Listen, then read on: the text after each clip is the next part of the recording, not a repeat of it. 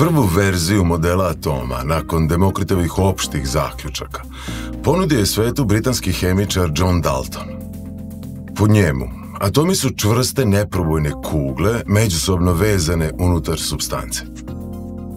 Otkriće elektrona od strane J.J. Thomsona 1897. godine pokazalo je da atom nije baš tako monolitna struktura, već da sadrži neke čestice, konkretno elektrone. Thomson je odmah svetu ponudio svoje viđenje atoma kao neke meke pozitivno naelektrisane sfere unutar koje su smešteni elektroni kao suvo grožđe u pudingu od šljiva. Upravo tako ime je ovaj zamišljeni model i dobio. Puding od šljiva sa grožđicama.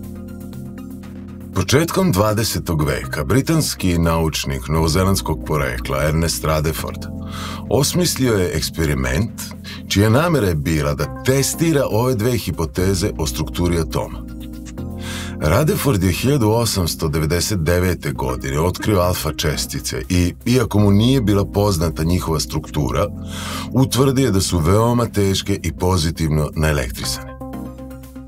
Ideja je bila sledeća: bombardovati tanak listić zlata teškim alfa česticama. Ukoliko je John Dalton u pravu, najveći broj alfa čestica će naleteti na čvrstu prepreku i odbiće se nazad.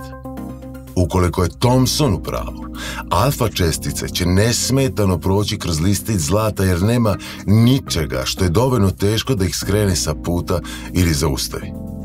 Elektron nije sposoban da skrene putanju alfa čestice jer je oko 8000 puta lakši od nje. To je već bilo poznato. Za realizaciju eksperimenta Rutherford je koristio radijum kao izvor alfa čestica koje je putem olovnog kolimatora usmerio na tanak listić zlata. Oko listića zlata je postavio detektor, odnosno film koji je imao zadatak da zabeleži rasejane alfa čestice. Kada se otvori kolimator, listić zlata će biti izložen snopu teških alfa čestica. Šta će se sada desiti? Kompletna lekcija, zajedno sa ostalim lekcijama iz ove oblasti, je dostupna na sajtu fizičar.com u vidu online kursa.